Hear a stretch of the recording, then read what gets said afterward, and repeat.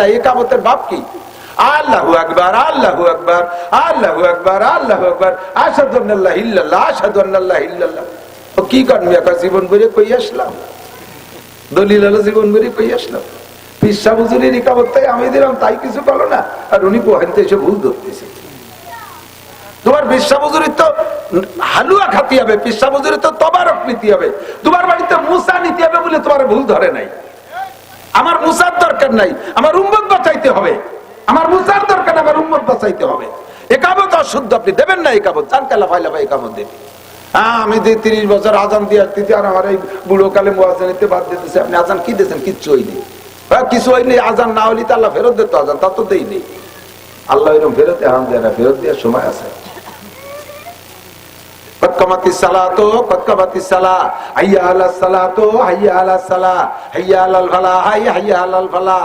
একই সেটা, কিছুই নেই। আল্লাহু আকবার, ভুল। আল্লাহু আকবার, ভুল। আল্লাহু আকবার, ভুল। তো কব কি, কোনটা শুদ্ধ? আল্লাহু আকবার বলেন, আল্লাহু আকবার, আল্লাহু আকবার, আল্লাহু আকবার। আশহাদু আল্লা ইলাহা ইল্লাল্লাহ, আশহাদু আন্না মুহাম্মাদার রাসূলুল্লাহ। এই আন কই আমি গুনাহ করছি না? আন্না মুহাম্মাদ এই জায়গা গুনাহ করবেন। আশহাদু আন্না মুহাম্মাদার রাসূলুল্লাহ। দেখছেন, আন্না কই ঠেলা দিচ্ছে। যদি কার আশহাদু আন্না মুহাম্মাদার রাসূলুল্লাহ, কি কইছেন জানেন? আমি সাক্ষী দিছি যে আমি নিজে মুহাম্মাদুর রাসূলুল্লাহ, আমরা মুহাম্মাদুর রাসূলুল্লাহ। খালি আমি একা না, আমরা কয় ভাগ বেটা সহ। কত বড় মারাত্মক ভুল করতেছেন, টেরও পান না। আবার যাই ইমাম সাহেবরা ভুল ধরে, হুজুর মোনাজাতে হাত অত অনেক উচলছেন কেন? মোনাজাতে এ জায়গা উচললেও ক্ষতি না, কিন্তু তুমি যে মায়ের খেয়ে বলছো রয়েছো, তা কি হিসেব আছে? তোমার ভুলটা কোথায় তা দেখো না। রাগ হচ্ছে না? আমি তো রাগ বানানোর চেষ্টা হচ্ছে, তা বলে হচ্ছে না। কি হয়, রাগ হলি না সে শুদ্ধ হওয়ার জন্য চেষ্টা করবেন, তা বলে রাগ হচ্ছে না। রাগ মানে আমার তো রাগ হচ্ছে না, কিন্তু নিজের ভুলের উপরে রাগ করি। কথা বলেন, এ ভুল হয়েছে কি হয় নাই? ভুল হয়েছে না? বহুত ভুল করছেন। ইমানে মুফাসসাল পড়াই আমি, আমানতু বিল্লাহি ওয়া মালাইকাতিহি ওয়া কুতুবিহি। এই তো আমি তো ওই শোনার জন্য পড়াইছি। কুতুবিহি, কুতু হবে না দুদু, কুতুবিহি। আবার টানে কুতুবিহি, আবার কয় ওয়া কুতুবিহি। ওয়া ঠেলা দিলে আবার ভুল হয়ে গেছে। ওয়া কুতুবিহি না, অকুতুবিহি, ওয়া কুতুবিহি। এখন কয় সালাম দিচ্ছে, যা কইতা ভুল হয় তা কব না। ওয়ারেও টানবেন না, কুতুরে তুরেও টান দেবেন না। জন্মের ভুল আপনি যা পড়তে চাচ্ছেন তা হবে না। কয় হুজুর যাই ভুল কই না কেন, আমার মন তো ঠিক আছে।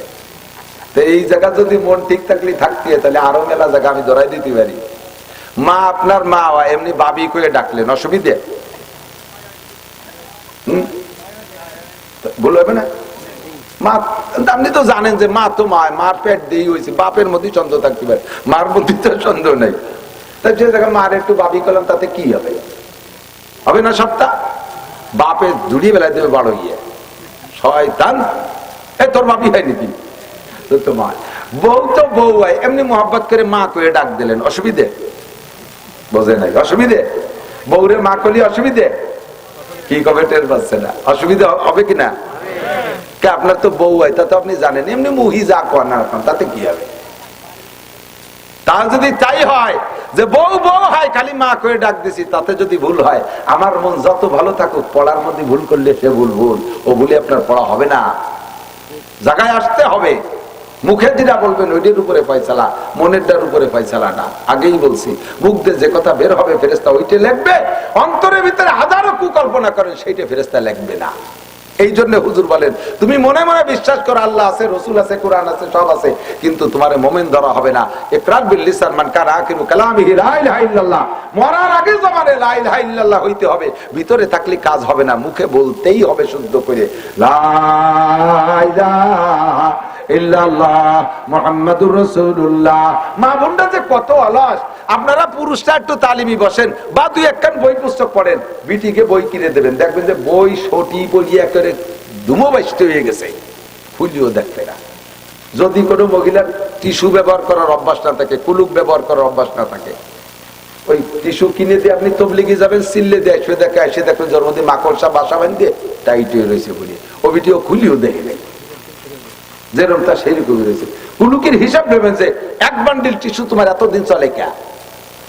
পুরুষটা পেশাবে ঢিলা ব্যবহার করবে, পায়খানায় তো করবেনি, পেশাবে ঢিলা ব্যবহার করবে, পায়খানায় তো স্বাভাবিক ভাবে করাই লাগে, কারণ হাতে ময়লা মাখায় একটা ঘৃণা লাগে। কিন্তু পেশাবে অনেক পুরুষ ঢিলা ব্যবহার করে না, জায়গায় পেশাব করে পানি দিয়ে ধুয়ে টুয়ে চলে আসে, আটা দেওয়ার পরে 2-3 ফুট টপকা, এটুক যায় কোন জায়গা? কাপড়ি মাখাবে আর রানে মাখাবে, আপনার শরীর নাপাক, কাপড় নাপাক, নামাজ বাতিল। আর পায়খানাটা তো করবেনি, পায়খানার ঢিলা ব্যবহার। মহিলাদের পেশাবে ঢিলা নাই, তবে পায়খানায় বাধ্যতামূলক, পুরুষের চাইতে মহিলাদের জরুরত বেশি। ঢিলা ব্যবহার না করলে হাতের ভিতরে ময়লা থাকে, তাড়াহুড়া করে সাবান দিয়ে ধুই নাই, মাটি দিয়ে পরিষ্কার করে নাই, ওই অবস্থায় সে মই মশলা বাইটে বুটে আপনারা খাওয়াই দিছে। তো সামান্য সামান্য করতে করতে বছরে, সারা বছরের তা গুছালি এক হপ্তের পায়খানার সমান হয়ে যাবে না? কি খান খাওয়াইছে আমার চিন্তা। এই মহিলাকে কাছ থেকে কুলুকের হিসাব নেবেন, ও জাতি জম্বের অলস, খুব গাফেল। আল্লাহু আকবার। উমরিহি ফিমা আপনা, 4 প্রশ্নের 1 প্রশ্ন, গোটা জীবনের হিসাব দেওয়া লাগবে কি লাগবে না? 61 দিনে কোরআন পড়া শিখো। কোরআন যদি পড়া শুদ্ধ হয়, আল্লাহর রহমতে বাকি সবগুলো শুদ্ধ হয়ে যাইবে ইনশাআল্লাহ। 2 নম্বরে আন শাবাবি ফিমা আবলা। এ আমার দোকানদার ভাইরা যারা আছো, আমার স্কুল কলেজ সোনালক্ষ্মী যারা আছো, যুবক যারা আছো, আমার দিক তাকাও, এদিক তাকাও। যৌবন কালের হিসাবটা কিন্তু একটু আলাদা হবে। 70-80 বছরের হিসাব তো যদি হয়ে যাওয়ার মধ্যে সবই আছে। তারপর আবার নবী যৌবন কালের সম্পর্কে আলাদা করে বললেন কেন? কয় যৌবন কালটা ভেরি ভেরি ইম্পর্টেন্ট টাইম। এই টাইমে ইবাদত বেশি করা যায়, এই টাইমে গুনাহ বেশি করা যায়। যৌবন কালে নেকিও বেশি করা যায়, গুনাহ বেশি করা যায়। কথা বলেন? যৌবন কালে চুরি করা যায়, ডাকাতি করা যায়, লুচ্ছবি করা যায়। যৌবন কালে সারা রাত মদ গাঁজা ইয়াবা খাওয়া যায়। যৌবন কালে সারা রাত দাঁড়ায় দাঁড়ায় তাহাজ্জুদ পড়া যায়। যৌবন কালে সারা রাত দাঁড়ায় দাঁড়ায় ইবাদত বন্দেগী করা যায়। আবার বাইসাইকেল চালায় ইস্তেমায় যাওয়া যায়। যৌবন কালে বাইসাইকেল চালায় চরমোনায় যাওয়া যায়। আবার শীতকালে গভীর রাতে ওইটা গোসল করে তাহাজ্জুদের নামাজ পড়া যায়। বুড়ো হয়ে গেলে ওক্তের ওযুতে ওক্তের নামাজও পড়া যায় না। এক ওক্তের নামাজ পড়তে 3 বার ওযু করা লাগে। ওযু বানায় মসজিদে সুন্নত পড়ার সাথে সাথে তলপেট সিঁড়ি ধরে বাড়ায় চলে এসে পেশাব টেশাব করি যে আবার ফরজ পড়ছে, আবারও না তা গেল না, এই করে যাই মেরে আবার চলে এসে আবার যাই পেশাব করি, ওযু বানাই শেষের 2 রাকাত পড়া লাগে। ওয়াই না বিয়ার কি আরো হারবো হয়ে গেছি। এই যে পেশাব করতে যে গেছে সেটা লুঙ্গিটা তলেতে নষ্ট হয়ে গেছে, পেশাব করতে যে পায়খানা করে দিয়েছে। হাসিয়ে যে বুড়ো দিন আসতেছে দিন, সবাই বুড়ো কজনের কাছে শুনিয়ে দেন, ঠিক না? তাহলে যৌবন কালে এই ঝামেলা গুলো ছিল না। সময় মতো তুমি ইবাদত করে রাখো, পারবা না। তুমি যে সময় অপেক্ষা করতেছো বুড়ো হয়ে গেলে মসজিদে পড়ে থাকো, সে সময় তোমার মসজিদে ঢুকতেই দেবে না, কারণ বুড়োই তুমি পেশাব পায়খানা করে নষ্ট করো, মসজিদ নষ্ট করে ফেলো, সে সময় তোমার ঢুকতে দেওয়া হবে না। তুমি সেই সময় অপেক্ষা করতেছো। নো যুবক, ভুল করতেছো। সাফুন্নে সাফি ইবাদাতিল্লাহ, যৌবন কালটারে কাজে লাগাও। আল্লাহ 3 নম্বরে আন মালিহি মিন আইনা ইকতাসাবা ফিমা আনফাকা। মাল থেকে কিভাবে কামাই করছে জবাব দিয়ে যাও। চুরি করে কামাই করে মসজিদ বানাই দিলে কাফের হয়ে যাইবা। আবার হালাল ভাবে কামাই করে যদি হারাম ভাবে খরচ করো, তাও তুমি কাফের যদিও না হবে গুনাহগার হইবা। দোকানদার ব্যবসায়ী যারা আছেন ভাইরা, এদিক থাকেন, বাজার তো বাজার, আমার দোকানদার ভাই যারা আছো, একটু প্রতিজ্ঞা করো তো, মুসলমান যে কয়জন আছো, আজকে থেকে আজান হইলে আমি আর একটা মালও 1 টাকার মালও বিক্রি করবো না। সঙ্গে সঙ্গে সব করে শাটার বন্ধ করে দিয়ে মসজিদে চলে যাব। তুমি এই যে 15 মিনিট কিনা বেচা করলে না, বা আধা ঘন্টা ছেড়ে দিয়েছো, তুমি মনে করতেছে এই টাইমে কত বড় খদ্দেরই যেন আসতো রে, আর এই হুজুরির কাছে ওয়াদারির হাতে ধরে একটা ঠগা খালাম, এইগুলো একটু গুনগুনি হতেছেন। আপনাকে আল্লাহ তাআলা নামাজ পড়ে যাওয়ার পরে এমন একটা দুটো কাস্টমার দিতে পারে যেই কাস্টমার গুলো ওই 20 মিনিটের মধ্যে আসতো না, বা তারা ওই 20 মিনিট ধরে যারা কিনা বেচা করছে তাদের চাইতে আল্লাহ তাআলা একটা কাস্টমার দিয়ে আপনাকে বাড়াই দিতে পারে। পারে কি পারে না?